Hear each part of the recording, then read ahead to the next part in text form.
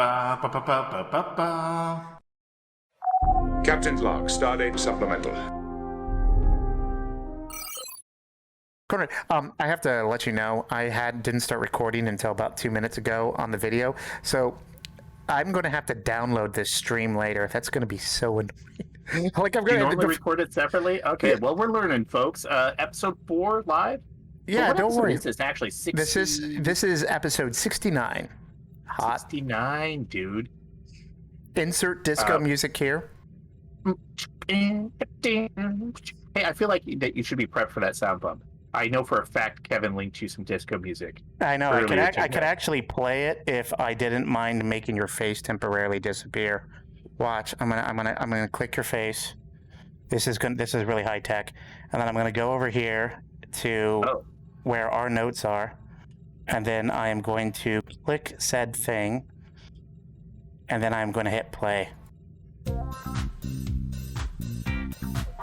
Now, what they hear, Conrad, is disco.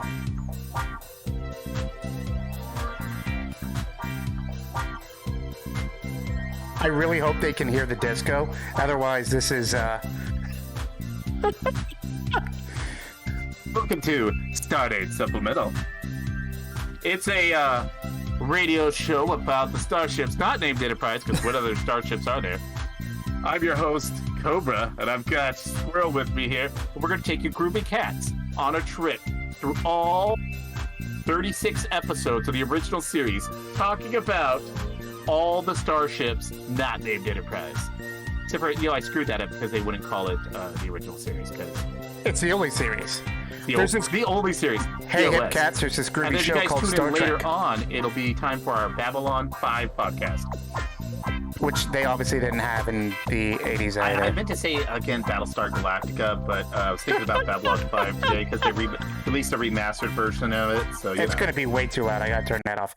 Yeah. Yeah, no. That was just funny. Somebody is tuning into this episode in podcast form, Kyle. And they're like, what is going on? They may not even hear that. Kevin's going to have to go and get that behind it, depending whether or not he pulls from this feed or that feed. It's a whole thing. And then later I'm going to have to stitch this together with Premiere. So this is why all of my ads say we sort of talk about Star Trek, because at some point. Get to it. Speaking of which, we probably should get to Star Trek. Do you want to talk about the episode and the ship that I swear kind of technically appears in it? Is that a yes? That's a thumbs up. Going to one radio. You have to say yes. Okay. Yeah, baby. Commander, there's a vessel approaching on an intercept course. Okay, you now need to get a version of that bump with me saying, yeah, baby. Yeah, I do. But you also have to wait till I flip before you talk, because otherwise they'll hear you over the bump. Oh, well, see, again, I can hear the bumps. Yeah, I know. You can't hear it. You don't have a monitor. I get it. It's not a thing, or whatever the official term is. I'm actually thinking of getting a soundboard, by the way, with buttons on it. Like, it's physical. It can also control OBS. It's hot. It has, like, little LCD screens for the buttons, so you can change the icons that they have. Everybody picks up hobbies during the pandemic. Yours is more and more sound stuff. Well, no, it's this stuff. Just happens to also include sound stuff. Everyone. Today we are talking about the USS Essex, NCC 173. Yeah, that's a low number. It's an old ship, and it is mentioned in dialogue on Star Trek: The Next Generation, Season 5, Episode 15. Power Play. Connor, this is a Daedalus class starship, and it has a shockingly deep beta canon. It's in no less than 5 books. Okay, hold on. I have to process this for a moment. So the beta canon can get pretty ridiculous, where they're like, hey, that Klingon guy that talked to Riker once? Like, we made him an epic hero in his own spin-off series of, 3 Klingon novels. I'm like, yeah, Clag is a captain for, 3 or 4 Klingon novels. But the USS Essex doesn't ever appear on screen in this episode. I know, I was looking for it. We don't actually talk to anybody from its crew. Just people who have stolen their memories, yes. And but serious, I could tell they didn't really use those memories. Well, they did some because the way they talked about verifying their mission and some of the skills that they utilized. But you're right, it's wacky. It's wacky. I completely agree with you. And if it's a Daedalus class ship, aren't those like the big giant like the ones where it's a huge ball with like the warp nacelles off You're the side? not too far off, actually. It's pretty wild when we see it. We'll look at it momentarily, but yeah. But first, we're gonna do what we normally do, where we accordion the episode briefly, because honestly, that's where the majority of the content is. And Connor, we will talk about your. It's more like if like a can of Coke had a ball attached to it with two warp nacelles coming off. It's not. I know you're saying tile, but it never shows up on TV. How do we know? Unfortunately, again, I dug into the archives. I'm going to keep it simple. We're not going to be micro nerdy technical specifications. Those exist. Okay. This is both in the RPG books and technical manuals. Conrad, again, never showed up, and they went nuts on this ship. Nuts. So I don't even know what to say about it, other than let's talk about power play. Everybody, Star Trek Next Generation Season 5, Episode 15. This is another great episode in this season. Season 5 is a very strong one for Star Trek Next Generation. And when we start out, the Enterprise is going in orbit of a M-class moon that is in orbit of a planet called... Wow. I had this written down. Mabu 6. Mabu 6. I just want to say before we move on, look at this slide. The remaster really made this a this is a really high quality. Normally you just get a rando sphere, but here they've got the banded gas giant behind it. It's pretty dope. Yeah, it's nice. Everyone's crowded around Data as they're scanning the M-class moon, because they're like, this is neat. Also, we think we're getting an emergency message from a very, very old starship, the USS Essex. I chose this slide in particular, Conrad, because for those who can't see it, Riker is doing his patented face height ball lean, where he's got one leg up on the support for Data's console and is in real close. And it's worth remembering, this is 5 seasons in, and by all accounts, they never washed those uniforms in production. They had quite a pong. I don't know why. Maybe the dyes would bleed or whatever, but they almost never got washed. And they would wear them 18 hours a day practically sometimes for stretches at a time. So it got some funk. So I am saying Brent Spiner is a talented actor for not showing any emotion in that moment. That's what I'm saying. Musty, as Chameleon Kale puts it. There's a problem with taking transporters down to the planet because it's got a crazy ionized storm that's constantly going. So, Conrad, they do what never turns out to be a bad idea. They're going to take a shuttle down. Hey, Conrad, every time they take a shuttle down through a storm, it works out, right? In Star Trek? I can't think of it actually ever working out. I don't think it ever works out, ever. But in order to make sure it works out, they send their best pilot, because that always works, right? Yeah. The best pilot, of course, is Riker. And Conrad, this is the Campbell. And you know what's great about this? This whole shuttlecraft, for a change, shakes.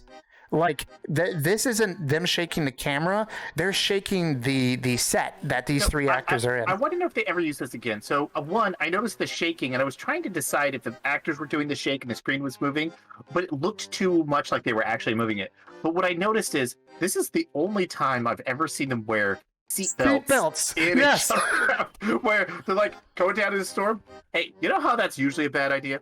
Look, we'll wear seatbelts this time, okay? And it is funny to me because even Data's wearing a seatbelt. Right. But also, it's got this is the pickup truck version with the extended cab, because there's a little bit of passenger room in the back for Deanna on the what looks like the bench in the back where she's strapped in. It's where, and then I'm not sure why she's there. They're we're going to sit down through a storm. Oh, because she can detect the life forms that they were not able to pick up due to the ionization. So her empath abilities will allow them to locate her. I want to talk about the ethics of this. You're sending down a ship's counselor through a storm with your first officer and second officer. We should really celebrate the fact that Troy got to be useful for a change. No, well, because it's true. although she does serious therapeutic services, she almost never actually gets to do those. I would like to see this used more because it's a cool little interior. And by the way, Chameleon Kell, who's one of our live listeners, he says, it's probably union regulations. If you're shaking a set, we get seatbelts. So this is for the actors' sake, because of course, every time that they only shake the camera, they're in their shuttles like with no crash belts, no airbags. How they survive any crashes in any other episode is beyond me. But anyway, I'm sure this will turn out well. Oh, yeah. Okay. Wait. Fine, no, it didn't turn out well. This is a great crash set, though.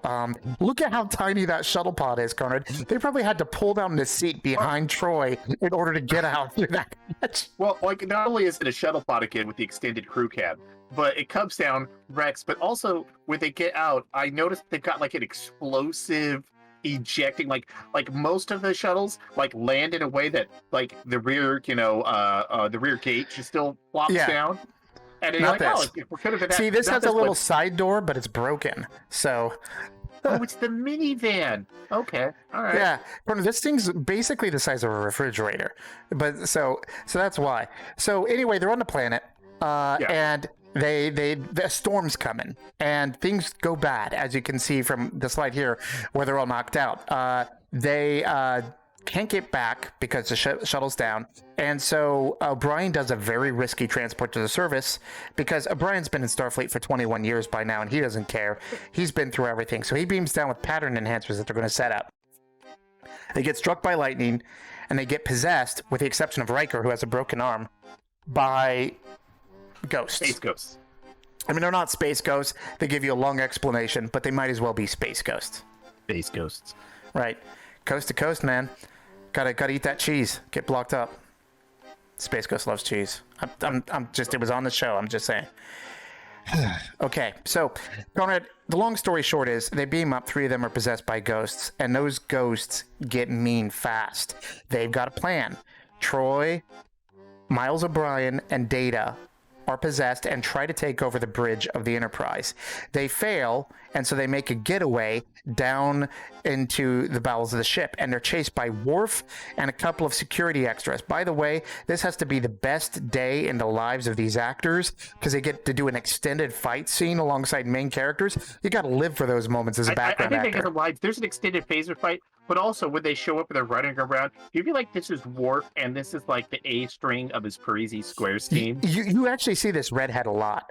She helps Worf on a regular basis. It is funny though, because they're not being paid as credited talking actors, so they're not allowed to utter any lines. So they'll always quietly look at Worf and nod whenever he gives them instructions. Like the transporter guy who's briefly on the screen for a few minutes, he gets to talk, but not them. Speaking of Babylon 5, I think this redhead was the actress who played one of the telepaths in Bab 5. You know what? I think you might be right, actually. Whoa, small world. Creative connections. Well, I mean, Star Trek goes through a lot of secondary characters, so yeah, they've got room for guest stars all over the place. Meanwhile, Conrad, the team that they're going up against, look at how badass these 3 look watching. I'm sorry for the people on audio, but Troy is possessed by like the leader of the evil spirits, and Data is got like a violent, mean one inside him and all that. And so when they're walking down the decks, it's like an album cover for like, I don't know, rap music where they're trying to look really tough. It's like they're out for blood. It's so well done. Marina Sirtis and Brent Spiner in particular just nail these roles down as these very violent sociopaths. And as Chameleon Kell on the live show says, Brent Spiner really, really likes to do different voices, and it's true. He loved every time he got to be not Data inside Data, and this was another one of those great moments. So this band, by the way, this rap cover that we've got here, that band is Ionic Surge. Ionic Surge. Are you sure that's not a beverage? Anyway, there's a firefight in 10 forward, Conrad. And as we can see from the screenshot of Worf with a phaser to his head, the good guys lose. Because poor Worf, he got flipped over the console like 5 minutes earlier in the episode, and then he loses a firefight. This guy's like track record is not fantastic, I have to be honest. He actually gets shot twice in this firefight. The first one doesn't put him down for long, and he gets back up. But like, one of the security dudes eats a serious phaser hit, and then at one point, I don't remember. I think it's Data just starts like possessed Data is just like, time to just start anybody in the room. People without face. Oh no, he's it's phasing everybody. possessed Just- Troy actually. Possessed Troy goes Possessed ham, Troy? shooting everybody, like people in those horrible extra outfits, like the bright overalls and all that, just being shot left and right. I mean, stun, but still, it was pretty intense.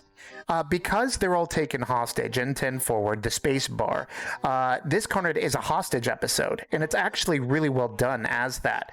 I actually love this screenshot here. We see, Brent Spiner behind the bar. It looks like it's a really grim sort of like need for a drink after something's gone wrong, except for actually what they're doing is they're disabling the transporter system and putting a shield around it so that way no one can mess with them.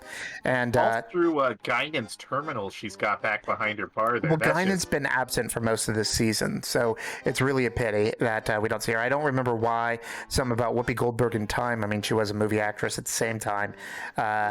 So, yeah. Picard turns himself into them to do negotiation because that's how Picard do. And they agree to allow the hostages out. And it turns into a tense negotiation. Riker and the bridge team, including Ro Laren, are trying to figure out a way to take these people out, hostage negotiation style, while he is trying to buy time. It's basically Die Hard in Star Trek, minus bleeding feet. But it could have been more Die Hard. But you're right. No, actually, I remember the intro sequence when the ionic surge tried to take over the bridge. And there's like a little firefight that happens there, and like Riker gets pwned at one point, like he gets like smacked down hard. But again, people pull phasers out of like nowhere. Like Ro Laren pops up, and like I don't know if every all these station's phasers, got a glove. and it's crazy, compartment. right? Because they don't have holsters and they don't have pockets. But So also, I'm not clear on Federation policy. Like, I'm pretty sure that even in our own military, the people operating the con console on a naval vessel isn't packed in like a Luger or something like that, or a 45. So it's just like, and they're not it's not the key fob phasers. She whips out like a full blown phaser, it's a phaser rifle. Oh no, it's a hand phaser. You're right. Sorry, it's a hand phaser, but it's not the key fob. It just phases Data, who of course doesn't care, and then Yeah, low level her, stun on Data, even under normal circumstances, wouldn't help. But apparently, these space ghosts make them stronger. I actually want to share two key comments that were given. Chameleon Kale says, if it had been Guinan in here, she would have wiped all the deck with all three of them. I think she would have. And then Whispering said, but did Data have Hans Gruber's voice? That would have been hilarious. And I think Brent Spiner could have done it. That's a missed opportunity. Oh, right? It really is. So, Conrad, speaking of which, I want to have a new name for the Ro Laren Geordi LaForge team up, which happens at least 2, maybe 3 times throughout the series. I think Rhodey or Rorty should be their team name, because these two have to crawl through miles of Jeffrey tubes for a failed attempt to stun everybody. And it must have been annoying having to drag all that equipment in, fail, and then drag all that equipment back out. You're looking in the air as if you're trying to rearrange like low row.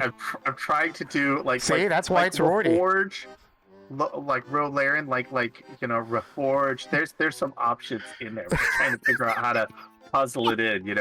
Reforge is or LaRoe. So during these tense negotiations, it's great because you'll see Data's character, who's really worked up with the Ghost City. He's very violent, talking to the very serious commander that's possessing Troy. Meanwhile, you'll see Cole Meany as O'Brien just sitting down at random points eating snacks. Like, it's funny. He's been a space ghost for like 200, 300, 500 years, and he's just eating snacks during the most important hostage negotiation of their life. So I think that's just hilarious and worthy of mentioning. Space snacks. I do this screenshot here. I'm just showing their plan is to stall them long enough to shoot a pain beam through the roof that'll shake the spirits free. Unfortunately, they fail on that. And finally, they demand that they be taken to Cargo Bay 3 so they can use the transporter there to beam up all the other space ghosts on the ship so they can possess everyone on the Enterprise. Claiming that instead they just want to save everyone, but in fact they intend to take over the ship and live as the crew. And by the way, this is another great album cover, Connor. We've got Picard in the front being escorted by the possessed crew with Worf and Keiko as the hostages. I like that. Most important hostage negotiation of their death. I am corrected with a bad pun by whispering. You people are horrible. Don't stop. Finally, Conrad, it all goes wrong for the ghosts when the Enterprise crew floods a special kind of gas that captures the spirits, and they are forced to abandon their plot, and they get beamed back down to the moon, foiled to suffer for another several hundred years without snacks. And A long time without snacks. I know. And then O'Brien, who's been mean to his wife the whole time because she was one of the hostages in 10 Fords, gets to have a tender apology. Sorry, I was possessed by a space ghost. But to be completely honest, the same thing happens to her like 3 years later in Deep Space Nine. So it's kind of like fair comeuppance, honestly. It's She gets almost the possessed by exact like a same paw plot now that wraith, you I think. mention it. Yeah, just in reverse. So.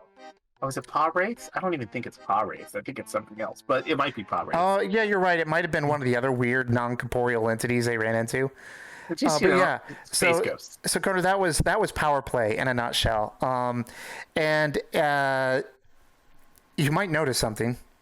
The USS Essex does not appear in any of those slides that I just What is showed. the name of its crew?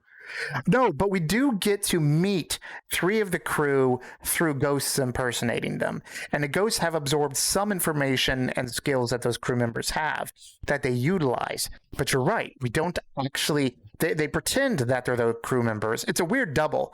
Hi, we're alien entities that have been turned into space ghosts as prisoners on a planet, pretending to be dead Starfleet officers who were trapped on that planet in order to kidnap the living Starfleet officers that we wish to possess. It's like a whole inception of impersonation. I'm just saying. So meanwhile, you have like Brent Spiner playing Data, playing a space ghost, playing a dead first officer of a ship. That's a lot of acting challenge right there.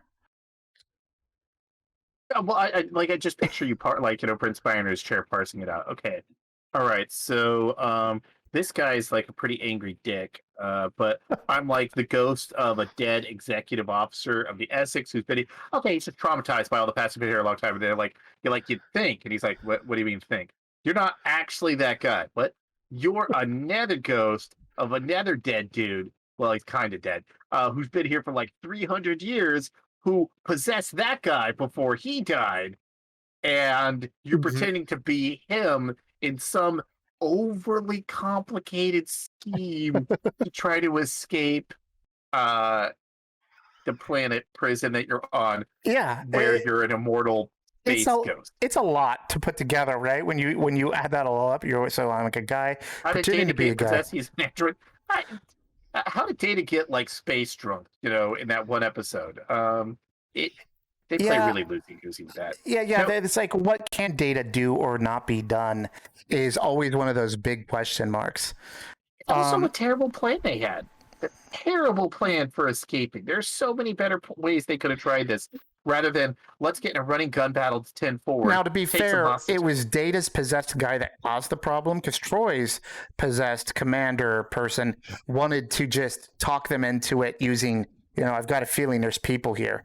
And instead, Data's like, I'm just going to commandeer the ship. What could go wrong? Apparently, Brent Spiner actually had a challenge with this role because he didn't want to come across like Lore, who's a violent, aggressive version of Data. So he had to have an alternate violent, aggressive characteristic. Like a way to be that without betraying Lore. That's an interesting challenge, because if he did it wrong, he could have just felt like Lore. But he managed to pull it off where he didn't. One thing I noticed at the beginning of this that I thought was really interesting, they were really on their game. Like the command crew that was there, like Ensign Rowe and Worf and Riker did a really good job protecting the bridge, even though they kind of ultimately lost. And you notice Riker immediately transfers, once he realizes what's going on, transfers all the bridge controls and command codes to engineering to get him away from everything. And then they're like, crap. And then they leave the bridge because of that. And then he transfers them back because he's like, okay, well, we restored command. But I thought that was like, he's like, oh, we're going down. Computer transfer the command codes. And I'm like, nice. It was actually fantastic how well, for a change, they use their ability to do that and actually stop the ship from being kidnapped. It was one of the few times that was a brilliant moment. All right, Connor, let's talk about the actual USS Essex, though. because although it's mentioned, it's not seen, but we do get to see it through some supporting material, including some quasi-canonical stuff. So first off, we do know that the USS Essex is a Daedalus class starship, and that it was like commissioned in like the 2200s, which incidentally, this ship was commissioned before the Star Trek Enterprise TV show. All right. And then existed through that timeline. So it was a United Earth Fleet vessel that was like pre-Warp 5 that later got upgraded a bit along with all the other stuff when their technology improved and became part of Starfleet when Earth, helped form the Federation. So they somehow went and retconned the Daedalus class into the Enterprise storyline from the Enterprise series? It was already in that timeline, so they just had to deal with it. And authors being what they are, they ran with it. So, but first off, without even going into the beta canon, what we can say is that this class of ship was very much a favorite for consideration by Okuda and some of the other major designers for the TV series. So this image that I'm showing for the live show screen, which Conrad should probably kind of look familiar. This was one of the original designs for the Enterprise, the original Enterprise that wasn't used. And it's not the original, but it was one of the contenders. And it also inspires the USS Pasteur, which is the hospital ship that's used by Captain Beverly Picard in the future of the finale of TNG. Yeah. So it's got this. So it looks like an original series style Federation vessel in that it's got the old style nacelles with the glowing caps on the front. It has a Coke can cylindrical body though. The neck goes straight out the front, and then there's this big sphere for the command section. Yeah, I mean, it almost looks like they could have cut off the secondary hull, but yeah, so you got a huge, metal beach ball for all intents and purposes, with like a little tiny dome on top that's clearly where the bridge is, and then straight off of it is this tube that at an angle comes to two pythons that lead up to the nacelles, which are round also with, like you said, these really deep red glowy caps, and then that kind of Coke shell body. But I'm glad that this wasn't ultimately the design they went with for the original Enterprise. But I guess that's just because we're what we're used to. Yeah, but also it's kind of got that original era look. Yeah, it's also a little old-fashioned, I think, even for that era. So it comes in bits and pieces, right? We probably would find it normal if it had been what's there. It's funny what you buy into. Like Doctor Who fans kind of expect the TARDIS to look like a phone booth in general premise from the outside, no matter what, just because. Honestly, that was the cheapest option probably when the show first was made. It's just like... Well, how are we going to do it?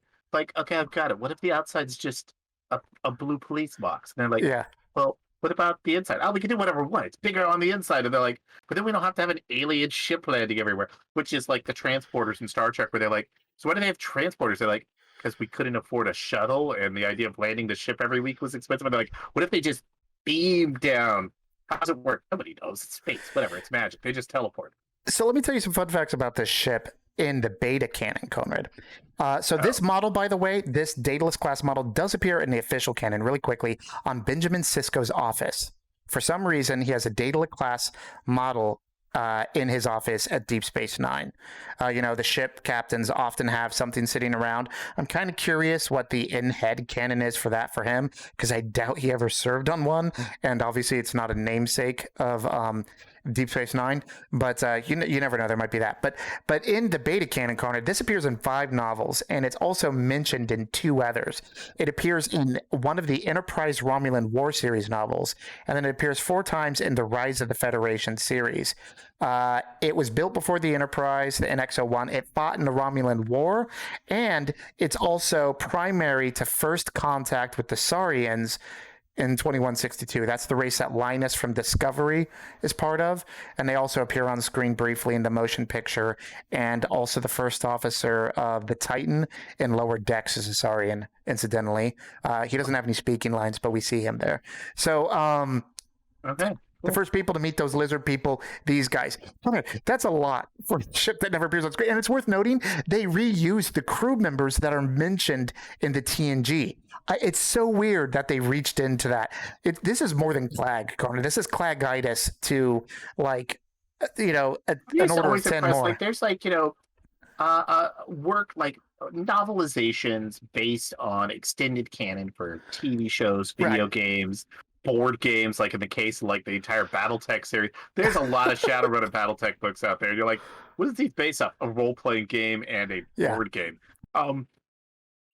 I think are valid, good works of writing and art. And it's always interesting to me, but I'm fascinated. Like Star Trek, even more, I think, than Star Wars, is like, you know that guy they talked about that one time, or that's on the back? Well, where did the ship come from? Well, there's an acutogram on the back, and there's a name and a date. And so we wrote like 8 novels. I mean, I don't know, Conan. It's worth remembering there was a guy who was carrying an ice cream machine in The Empire Strikes Back, and they made a whole, he saved, the galaxy kind of moment. But you're right, they come close. I do kind of sometimes want to dive into the books, but then I don't, because I remember that there's no real mass organization beyond like 8 or 9 books at a time.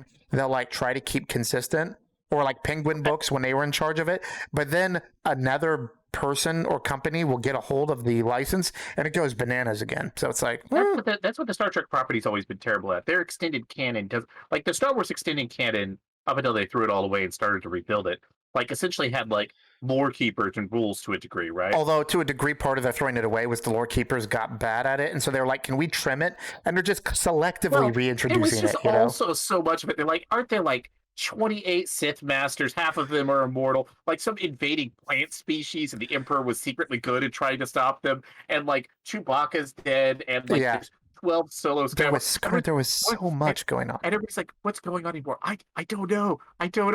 Can we just sweep it out? Yeah, let's just do that. Right, let's sweep it out.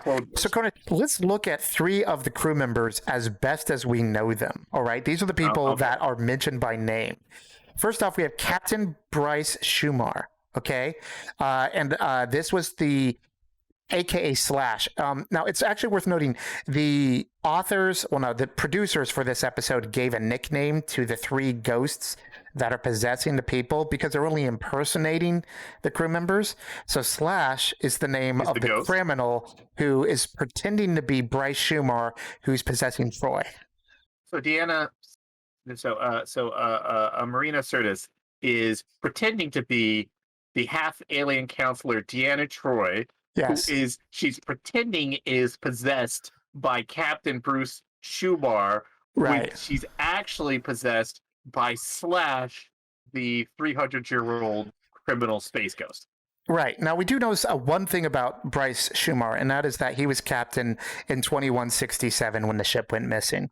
Now, in the beta canon, in addition to being in all 5 of these novels, Garnet, he's been the captain of the ship since 2155. So he served on it for 12 years before unceremoniously dying to an energy storm.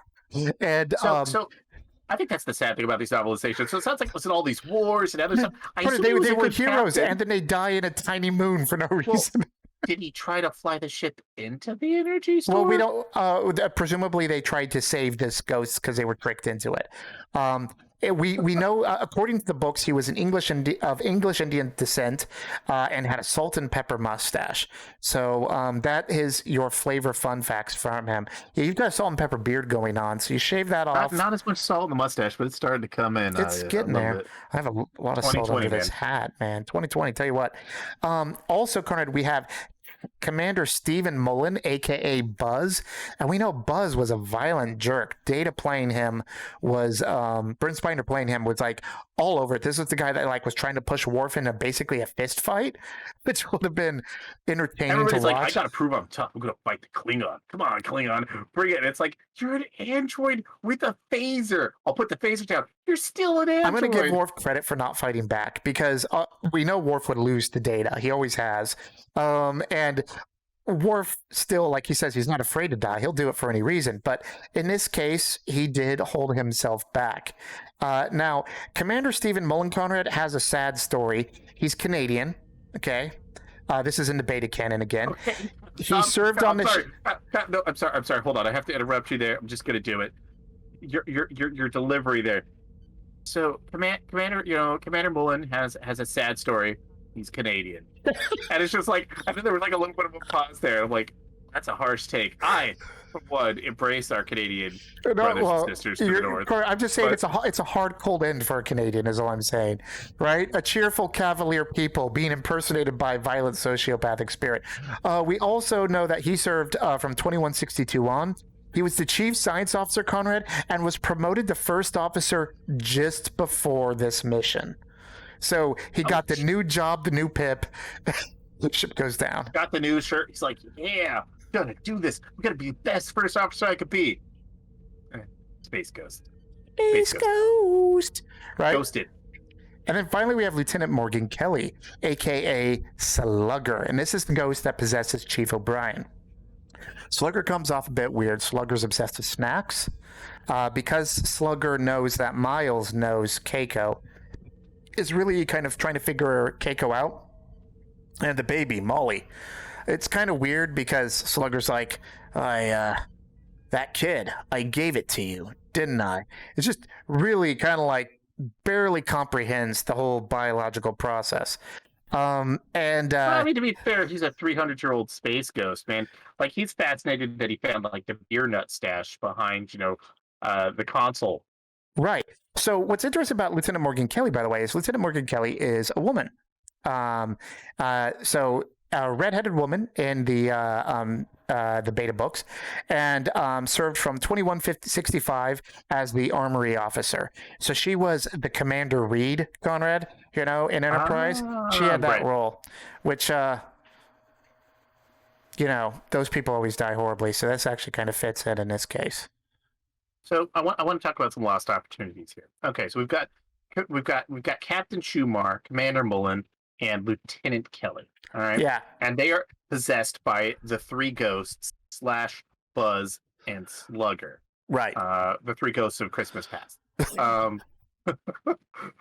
Who have come forth in time in order to save the soul of Captain Picard, who is too Scroogely, and I feel like you didn't watch. I didn't feel like you watched this whole episode. That's how it worked, right? That's basically... No, I did watch this episode. It's just... Okay, here's the thing, though. We could have had some better... The three ghosts of Christmas Past could have had some better names for nicknames. So, Schumar, think about it. Shoe. Mullen, Mullet. Kelly, Jelly. I'm just saying there's some nickname options. They just roll right there. You nailed it. They just roll right there. Although, I just love the fact that, like, some writers like, okay, so just to know, I know that you're playing a Morgan Kelly, but actually, you're this dead space ghost pretending to be him named Slugger. And it was a nickname, obviously, right? But yeah. But that is funny. Director. Like, I just imagine Colm Meaney, he's like, I came all the way from Ireland for this. Like, these are the notes you're giving me on this? It's like, look, okay, man, so I love this. Chameleon Kale, who's on the live show, he says it's a good thing that it's a starship and not a high school, because with names like that, they would have been burned so hard. You can't just walk around with nicknames like that and call it good. So let's see a little bit more. Here's another picture, by the way. This ship and other members of the class show up in official art all the time. This is the Ships of the Line 2015 November. One of those ships that's visible to you is this thing. It looks like they're shooting escape pods, though. I have to be completely honest. In this image, we see a warbird, a Romulan warbird attacking. Those look like escape pods coming from the ships, but like they're not even hurt yet. They're like immediately going to escape. So for our listeners, this artwork from this Ships of the Line 2015 November, it sounds like it's like the hot firefighter edition of Star Trek calendars, where they're taking old ships and they're like, these are basically the same as shirtless firemen. That's all they are. It's just put ships on calendar. This is for the deep nerds. There's two primarily acceptable forms of calendars. One is shirtless firemen, and the other one is kittens. The Ships of the Line 2015 calendar, it's straying into some nerd territory. But what the thing that people can't see is that the artist is trying so hard to make them look cool. Like, they're like, okay, I got to stick true to the core design, but they're definitely upgraded. They look sleeker, the tech looks a little crisper, there's more fine details on them. Even the warbird's got some extra glowy and everything, where it's like reimagined versions of the ship. That's fantastic. Sorry, I temporarily hid your face in a live show. I forgot I have to use that window to show you. By the way, one of the young folk watching this show from downstairs in your house wanted to say that he likes your show. said on Discord. So that's fantastic. Carter, this is just a screenshot. Right. This is the part of the cover of one of the books, Rise of the Federation. They spend way too much time on these ships that you've never seen, trying to flesh out the backstory. We don't need to talk about it much. But let's and then I had a screenshot of a Saurian. It's all out of sequence. But yeah, the biggest deal about them, Conrad, they spend 2 novels with this ship discussing first contact with the Saurians, which apparently doesn't go so well at first. So that's like their big accomplishment, is making sure people like Linus. For the Saurians. Well, is it a tipping point in the Federation or the war? I think they were like chapters of that whole sequence. It'd be like, meanwhile, the Essex, and then it'd go back like to the interesting Lord of the Rings stuff. movies where it's like, okay, we're going to move away from the fun, aka the battle of, I don't know. Wow, it's been a while, hasn't it? One of the battles. In order to what? Oh, you're gonna think about it. Boy, we've got Aragorn, and we've got Gimli, and it's a big battle. There's arrows going everywhere and cool pithy lights, and then now we're gonna spend the next 20 minutes watching like hobbits crawl across lava and suffer as they're slowly starving to death. And then so is this like they're like boring Romulan stuff? Saurians, and we're trying to bring this. Okay, guys, let's do some more Romulan explosions because I'm just picturing the writing of these novels now, and it's absolutely it's right. a weird flex. It is a weird flex. All right, Conrad, we're actually now going into the bonus 2-question quiz phase. This is a micro segment that I call Conrad versus everybody on the internet, or in this case, everybody on the stream. It's not a huge population right now, so you might beat it. Users, follow along. Everyone, I also want to remind you, just before we start this, again, if you haven't filled out the poll and you're listening right now, go and fill out the poll. Hover over the screen, you'll see the icon, click it. It's going to be very important in the upcoming segment.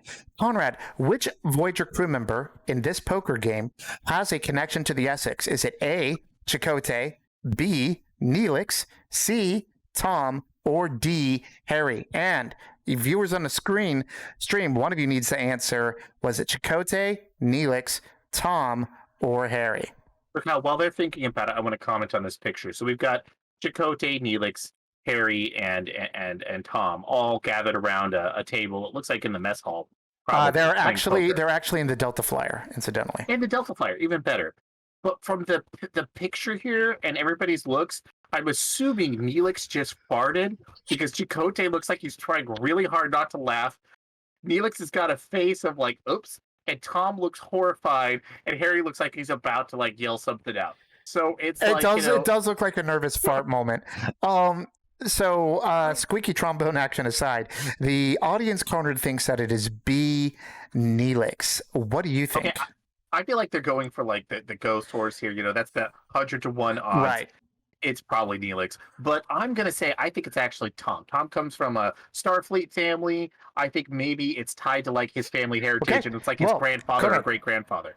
You are right. In fact, it is Tom Paris, descendant in the beta novels of Commander Caroline Paris. Conrad, it turns out the Paris family is huge in the supplemental novels. I'm not even joking.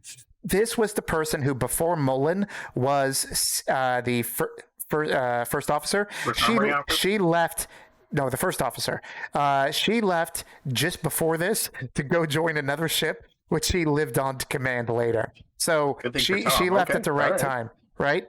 She's like his great-great-great-grandmother or something. We don't have quite the exact number. But this follows up the question 2, guys. How many named members of the Paris family appear in the beta canon in the primary timeline? Okay? How many named members of Tom Paris's family appears? Now, this includes married, so couples count as 2. So is it A, 5, B, 10, C, 15, or D, 20? Now, Conrad, while you're thinking it out, Chameleon Kale says C15. Okay. 15 feels like way too high of a number, but also maybe right. But like, there's so many numbers here, and I feel like you're trying to mess with me. This is like Jeopardy, where like Trebek is screwing with you, and you got the blue of the Jeopardy blue here. Yeah. Kind of. So I'm agreeing with whispering here with Janae. I think it's 10. 10 feels reasonably fair if you have like some cousins, and like daughters-in-law or whatever. So you and whispering says B10. And Chameleon Gale says C15. The answer is D20. I am not joking.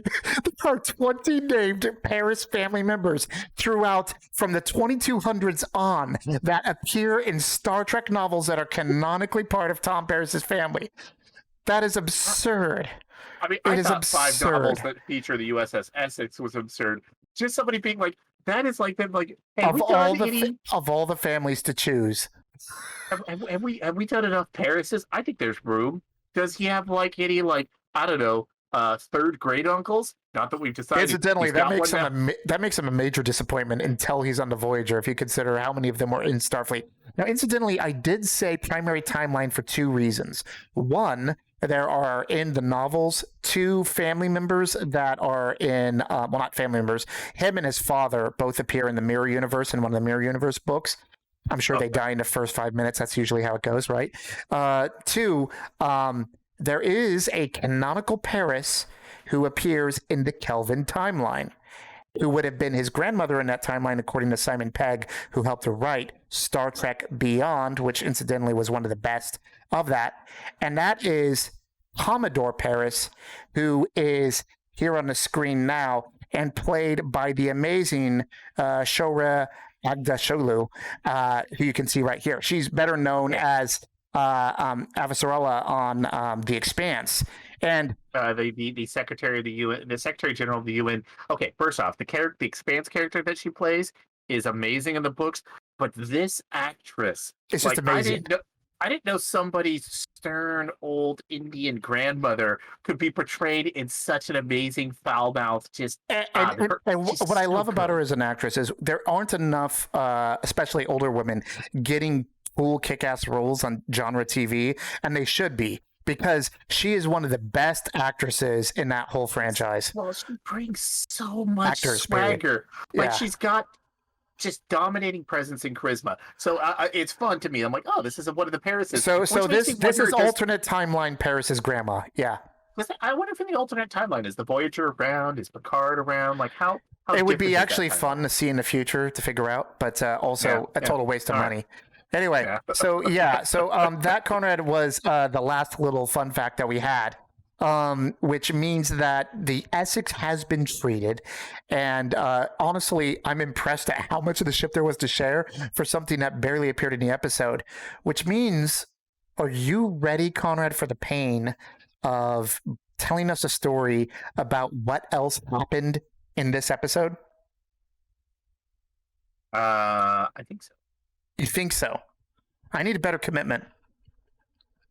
People answered polls, so we're gonna have to do this. You ready? Okay, you gotta get loosened up, because everybody. Red alert, let's do this. I still don't have a bump. Oh, red alert bump. I'll get a red alert bump. You'll like that. But everyone, it's the C plot. I still need to change the face on this. I apologize. AKA story time with Conrad.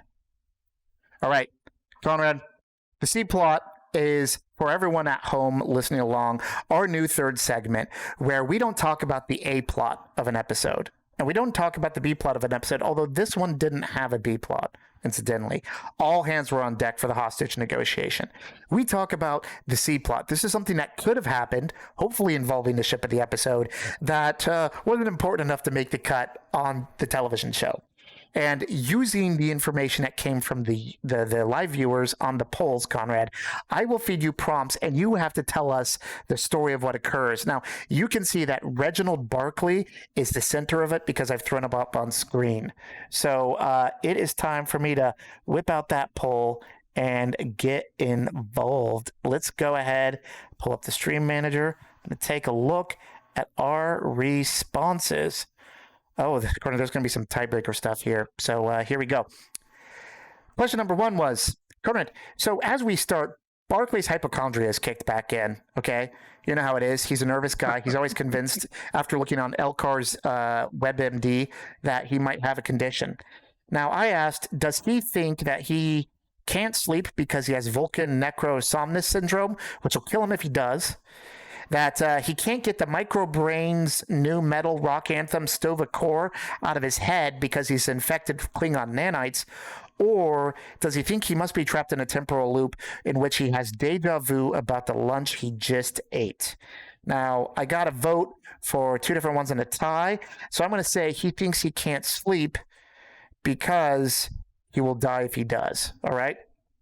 So with that in mind, wait, of all those, that's the one. It was he can't sleep because he'll die if he does. He thinks he can't sleep, so he's been up for days. Okay. Now, I feel like there's a missed opportunity with microbrain there, but okay. That one didn't get votes. I'm sorry to say. And Conrad, and furthermore, as we get started to help with that, he has done one of the following. He's either been drinking a glass of water every 15 minutes. He's injected himself with an entire hypo spray of caffeine, or he put a pebble in his boot so it'd bother him. And Conrad, he has injected himself with an entire hypo spray of caffeine. So he is in main engineering when the crisis comes to play, Conrad, and he has heard about this moon with this storm that is preventing people from beaming down to the planet. He's already kind of ticked off the main crew because he is jittery as all hell. So he isn't talking to them directly, but Barclay style said, I'm going to solve this problem of beaming down to the planet myself. Now, Conrad, I asked him, how is he going to get down to the planet to help see what's going on with the USS Essex? Mind you, again, he's not communicating with the main crew. He's doing this on his own. Okay. I asked, is he pimping the shuttlecraft Costo into a badass ride in Shuttle Bay 3? Is he rerouting Transporter Room 17's transporter through the port warp nacelle's plasma filter to entangle the transporter stream with residual tachyons? I'm sorry. Is he crossing his fingers and hoping for the best? Or, and this is the winning answer, is he converting a torpedo tube into a drop pod with a one-time enhanced beam out? That's what he's done, Conrad. So talk to me about this. Engineering. Okay. Hold on. Can't sleep or will die. Engineering. Yep. Caffeine. And are there more prompts coming down the road? There are going to be more prompts, but you'll learn about that when he gets to the planet. Oh, and he's making it to the planet. Because he's got to go. So Conrad, he's going to try to get down to the planet, and he is going to devise a torpedo tube into a drop pod. Okay. With a beam out. All right, Barclay's been up for like 4 days. So in addition to the fact that he's convinced he can't sleep or he'll die, and he's probably got a medical tricorder that he's slowly that he built a piece at a time by replicating the parts himself that he uses to investigate himself with. He keeps it stashed. So he's hopped up on caffeine. He's hallucinating because he's been up for 4 days straight, and there's a crisis situation. This is classic Barclay, though. So really what we're talking about is he's talking to himself and, his imaginary best friends, and he's putting together the pod. There's him and, a version of Riker who always just says how cool he is, who's hanging out with them. He's like, okay, hypo spanner. Okay, I need the thing in there. And, so what the camera shows us him saying is Riker being like, look, I know you got this. I, for one, feel a lot better knowing that you're coming down to rescue me. It's like, there's no problem, man. I got you. You're wrecked. You know that you can count on me. And you know what? When you get down there, I think that Deanna is waiting for you to ask her out. I know she is. So he's hallucinating hard while doing this. It's like, what should she really likes chocolate. Do I just take her out to dessert? No. Get some drinks. Get a little bit of pasta, and then it's time for that. So this is the conversation he's having with fake Riker while he's working on this thing. He has set the warhead for the torpedo is casually lying on one of the in the nook, Geordi's nook there. It's just sitting on a rag on the counter there, just kind of faintly pulsing, just kind of ominously. And there's a cart, nobody's, and the other engineers are just pretending he's not there. They're he's talking to himself. He's got one of those hover platforms with one of the torpedo casings, and there's some cubes, and he's been pulling isolinear chips out of one of the walls. So yeah, they're definitely you got to just leave Barclay alone. There's a crisis going on. And he's got a little gas mask thing slung over his shoulder. He's okay, I've got the oxygen that I need, and this. And then it's all right, should we do this? And Riker's I think we're ready. And then as far as he's concerned, he's pushing it while Riker's sitting in the torpedo, kind of watching. He's this is pretty good. I think this is a great plan. And then eventually he wheels it down the hallway and around the corner towards the armory where he's going to load it himself. And he loads it, torpedo tube. Gets in. He imagines high-fiving Riker, I guess, and then he shoots he's getting himself. Ready to close the platform, and he's yeah. Riker's yeah, and he's Riker's that's a brave man, and it's and it launches off. So after that, he comes slamming down on the planet, has some sort of like crash field in place to keep it from killing him. And he's in the ruins of the USS Essex, Conrad. And so I asked, okay, when he gets there, and he looks around, he realizes, okay, there's no one alive here. I think it's just weird spectral energy and all that. But what I need to do is I need to get the main computer core data, and I need to download it in order to send it back to the Enterprise, right? Because, at the very least, we need to know what happened to these people. But before he does that, he's got a big obstacle. And I asked, is the big obstacle main engineering is entirely full of dead tribbles? The decks are tilted so high that he has to climb, and he skipped arm day. A sneezing fit brought on by so much dust, or the existential pain of existence in a dying universe. The last one obviously only applies to the pilot and Picard, but did get a vote. But we're going to go with sneezing fit brought on by so much dust. So Conan, he is hyped on caffeine, and he knows he's got to get this main computer core routed from engineering to the bridge so he can transmit it, and he just can't stop sneezing. So tell me how he deals with that in engineering while also dealing with the electrical storm and these weird little spirits that keep following him around but haven't yet landed on him yet, probably because he's got 20, bowls worth of caffeine inside him. Like, he's hyped up on caffeine. He's jittery. He's talking to himself. He can't stop sneezing. He's like wandering down the deck with a tricorder out, like looking around. Okay, and then you see dust kind of billow up everywhere from that, like that. He's like, oh, excuse me, walks past like a skeleton lying on the floor, scorched doors and everything like that, because he's getting to main engineering to extract the computer core. Have you ever tried to type? Have you ever tried to type in a sneezing fit? I'm just asking. It's not good. It's difficult. And so he gets in there, he's trying to pull it out. There's still like a little bit of power, because there always is, doesn't matter how old the wreck is. He has to say excuse me and wheel the dead engineer who's like draped across a console out of the way. And as he's trying to pull the console out with his tools, sneezing nonstop, fake Geordi LaForge is there with me. He's like, look, Reg, I know you could do, look, you know what? Okay. Hey, you just try holding your nose. And he's like, no, I already tried that. It doesn't work. So, like you could stop sneezing by like drinking from a glass of water from the back end. And so, like, Geordi, that's not helpful. I don't have water and everything like that, So, like every time the camera cuts back to the C plot, like he's got like he's like taken like part of his uniform and he's torn it off and he's shoved it into his nostrils. So you got the whole like bits of cloth stuff, and that's probably pretty rough. Those uniforms are like wool. And then for some reason, there's a headband involved at that point, like just of like the engineered gold around the head. Like once, like his sleeves are gone at this point. Does he have an exposed midriff? Did he tear off the metal of the uniform so he's got like, it looks like he's wearing those old '80s like hanging shirts that like leave the exposed midriff? Yeah, like it's definitely got some of the midriff. Like it's a crop top at this point, like an '80s muscle crop top. And he's sitting there and he's working and pulling things out. Having a conversation with fake Geordi the whole time, as he's slowly, painstakingly pulling out, and then finally, see, it's in the roof actually, and the whole thing comes crashing down and slams onto the floor, and just dust goes everywhere, and he's like, I think I'm done sneezing, and it just, because of all the dust in that. And then Conrad, what happens is he has to take it to the bridge. And on the bridge is where he's going to try to set it up to the comm relay so he can send the information back. Now, while he's on the bridge, in addition to his hallucinations and the remaining fits of the sneezing, Conrad, he had to deal with one of the following: a ghost that's afraid of ghosts, a snarky computer program, a well-preserved Vulcan corpse that's stuck in the chair he needs to get into, or a bottle of saurian brandy that he just can't ignore stuck in the captain's cold, dead hands. Now, this one went one of other ways, so I'll let you choose.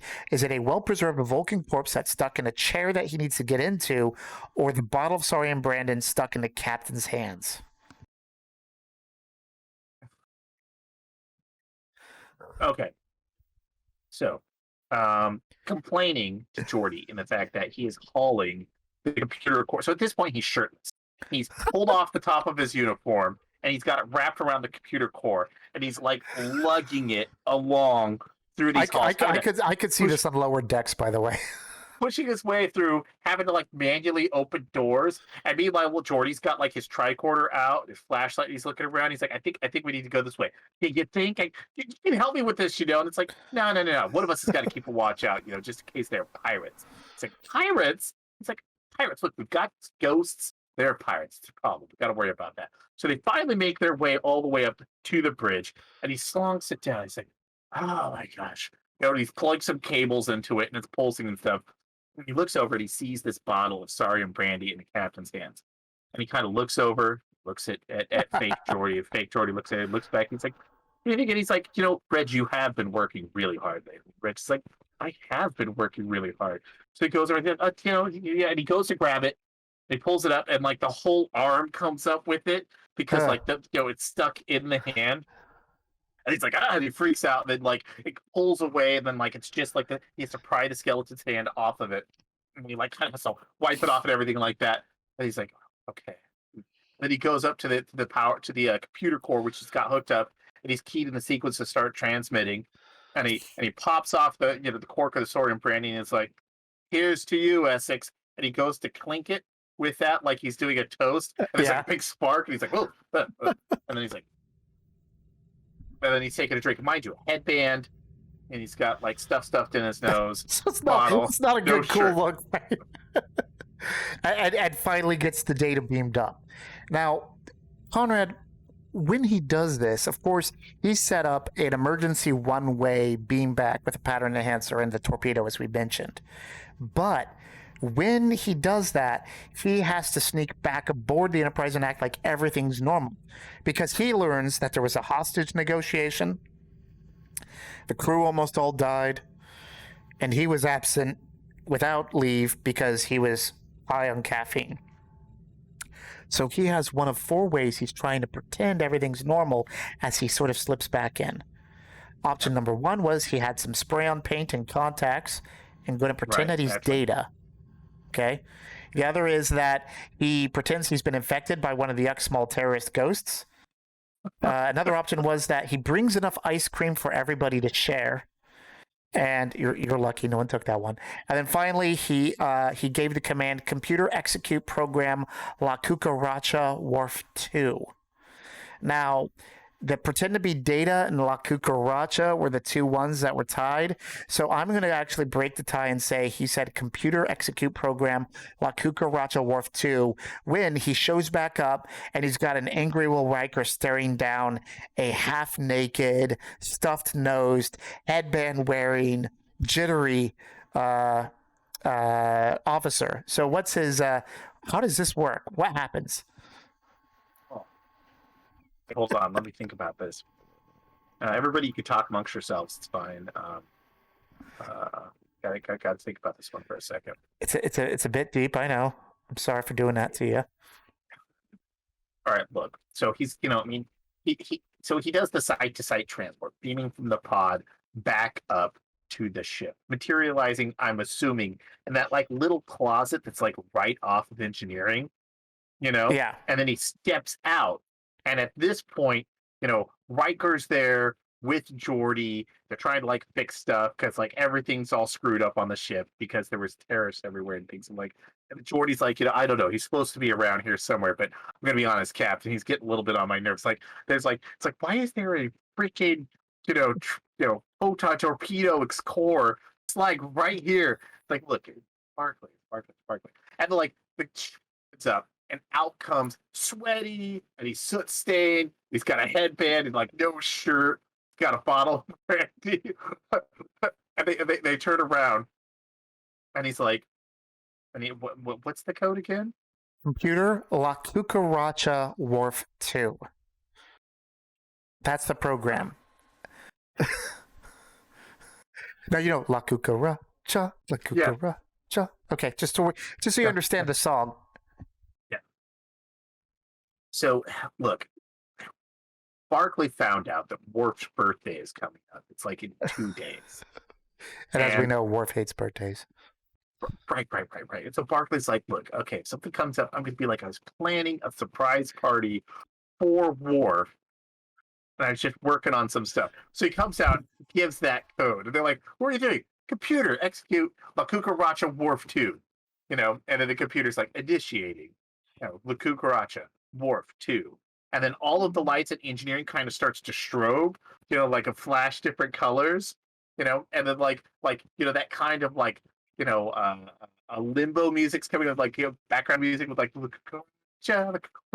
all the nearby replicators in engineering have Mai Tais start appearing, and and pina colada drinks start appearing in them, and then like a confetti cannon that he installed in the area detonates and just showers. Oh no, the workforce covered in confetti. With confetti, and he's standing there, and he's like, Brandy, sir? It's like, what are you doing? What the hell are you doing? And he's like, oh, I thought that was the signal for Worf's surprise party that we were planning. It's like, wait, what? Don't Lieutenant Commander Worf's birthday's out for like 2 days. Like Riker's furious, but also understanding because Worf's like his best friend. Like Worf's his best friend, so he's like trying, and he's also dumbfounded because it's like he's trying to do something for other people. Barclay, that's good, but he's like super out of uniform, and he's been drinking, and there is now confetti. Oh, by the way, Crewman Daniels is just like glaring, like when he's got the backpack with. I think what happens is Riker turns to him and says, Daniels, give him your vacuum pack. And so Barclay gets away with only having to clean the entirety of engineering, which is not a great thing to have, but still a lot better than the outcome it could have been. Said he doesn't want to deal with this, takes the bottle of Sergeant Brandy, takes a swig, hands it over to Geordi, and goes, okay, we need to have this reset before Worf's birthday next week. And it just walks off. So he's like, the idea's good, but we got... Geordi turns over and looks at, Barclay, and he does that thing where we see Geordi do the eyebrow, the other side of the visor. Right. And then, Barclay just says that nervous, and, dun, dun, dun, dun, dun, dun. Perfect. I love it. So and that, Conrad, was the C plot. Well done. I thought that I'm not very nice to you with those prompts, so I think you taking that was different. It was different. It wasn't a 2-person thing. I think those will be a little easier for you sometimes when there's actually room for the senior crew to be involved. But this was another one where everyone was all hands on deck to handle an emergency. Well, I think I'm fine if everyone's on deck. It doesn't matter for the side character. It was an interesting one, though, because as you pointed out, the A plot and B plot were really just one plot. Right. Because the only difference between the A plot and the B plot is the bridge and 1040. So the people trying to stop them and the hostages, which is the same plot. Exactly. And so, that was what we had to deal with was that. But I still am enjoying them, so I'm going to continue to subject you to them. I am sorry for that. Now, with that said, Conrad, this was a Power Play, Season 5, Episode 15. And the Essex didn't appear, but I think we really showed a lot of the ship that couldn't be. Including the fact that there's too many Parises, for which I apologize to the universe. We are actually going to be going straight to the next episode for a ship that we also only see for 30 seconds, maybe. I apologize. I'm sticking to my rules. It is the USS Potemkin, which is on Star Trek Next Generation Season 5, Episode 16, Ethics. Connor, this is the Worf Breaks His Back episode, incidentally. It's more of a bummer episode. Okay. It's a bummer episode, but there is a lot that goes on. There's a lot of opportunity around it. And the ship involved drops off a doctor, but more importantly, it's the ship that Riker first started his weekly poker game with. So it's a former Riker ship. That's a really important thing. The hollow barrow that strikes down a mighty warrior, Chameleon Kale says. Yeah, Conan, it is the plastic. I mean, obviously they couldn't hurt the actor, but that barrel bounced so obviously. It was super clearly like, it wasn't that convincing. You're like, okay. Also, I love the fact that they have super complicated medical technology that have like transplanted brains between people in the original series. And yet they're like, okay, so he broke his back, but because it's a Klingon back, we don't have enough knowledge on how to fix it. Like they sold the idea well, but not really. That's the writers writing themselves into a corner. They're like, crap. Okay, well, I think we killed him. What do we do now? Secret second spine. Yeah. And it was like, guys, they've been fighting the Klingons literally for centuries. Yeah. And then now their Klingons are their allies, and like there is a Klingon serving at Starfleet.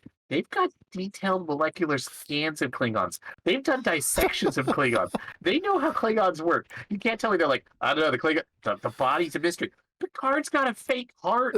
Like Geordi has like a thing that lets him see. They're like, Worf, I don't know, it's a mystery. Kahless works in mysterious ways. Yeah, I also find it interesting that they can transmit neural data from the visor to Geordi's brain, but like a patch for your spine, no, that's out. Can't do that.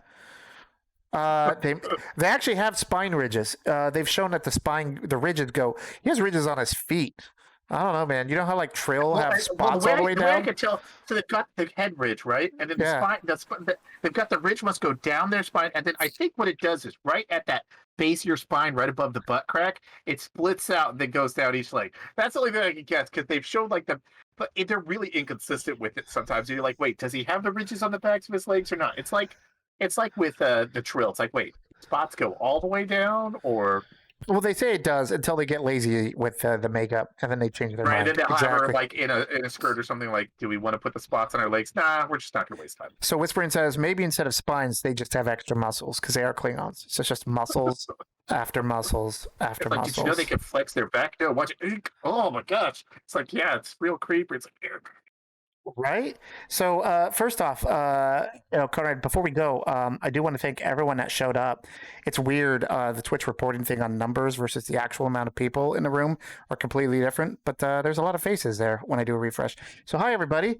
Thank you for watching our dorky show. My hair's falling out. My head's so sweaty in this thing. I need a hat that can breathe. I have horrible hair, Conrad. That's what's going on. I haven't had a haircut in like 8 months, so it's bad. With that said... The times we live in. Yeah, it is that moment for me to hit play on this little thing. Everybody, you've been listening to watching Stardate Supplemental. Nice. A Star Trek fan show about the ships not named Enterprise. We are hosts, the Brothers Weems. As we said in the onset, I'm Kyle Weems. I'm Conrad Weems. And I want to let you know we're going to continue to broadcast this every Saturday, barring family events, at 9 p.m. Pacific Standard Time. That's midnight for those of you on the East Coast, something like 5 a.m. for the Brits on Sunday morning. Do it. Check it out. Although if you are a British listener and you're wanting to get the live show, you can always let us know if we need to change it for you. We'll consider politely. Connor, we're big in Britain. I have to remind you about that. I don't know why. For those of you watching live, you can see the URL right there. For those of you that are on audio, http:// I don't know why I had to say that part. www.stardatesupplemental.com. That's our website. You're about to whisper into the microphone. http://www.stardatesupplemental.com. By the way, that really lights up your lips to like a lovely rose red. No, it's creepy now that we're the light off of it. It's really bright. Weird. Right. And so that website is where every episode of the show from a podcast standpoint is, and links to all of those. So if you've just found us here and you want to go listen to our old podcast, or if you are a podcast listener who found us through Spotify or something else like that, we're going to let you know it's there. Conrad, we are going to be updating the site to mention the live show more also because we're having so much fun doing it. But yeah, and there's going to be links to YouTube from there. But currently there's links to Apple Music. I think they call it Apple Podcasts. And there's links to Spotify and links to our Discord. You can just go to the website and click the link there, or you can join our Discord from the URL down below by typing that in. It's discord.gg/KPGKZWS. Not my fault. I'm sorry. Anyway, on top of that, we want to let you know, of course, that you can listen to us on Spotify or on Apple or anywhere else that fine podcasts are consumed. If you have a podcast player that you like to use that consumes RSS feeds and we're not on it, you can go to our website and you can get the RSS feed there, and that'll let you listen on that app. We're very friendly to everywhere podcasts are sold. The live show appears on youtube.com. Just Google Stardate Supplemental YouTube, and you'll find us there, and you can watch our live shows. This is episode number 4 of the live show, or 69 for the audio. For For those of you that aren't here live or that are and like to talk more or listening, we love hearing back from listeners, talking about Star Trek, talking about the show. It's always really rewarding to hear from folks. You can get us on Twitter. It's Stardate Sup. That's Stardate SUP for the show. Conrad is Cobra Weems. That's Cobra WEEMS. Conrad's been cranking out a bunch of really goofy adverts for the show that have been really worth watching. Conrad, keep those up. I'm not Kyle. I don't know who Kyle is on Twitter. Don't go to him. I'm CS Squirrel. That's CSS QUIRREL. So please make sure to check that out as well. And with that said, Conrad, not only did I run out of time on the bump behind us, but I think I've covered all the details in triplicate. So that's us in here. Do you have any final words of advice to our listeners for the week ahead? Eat fried chicken, drink some water, live long and prosper. Hydration, fried chicken, prospering. I love it. With that said, everyone, have a great week.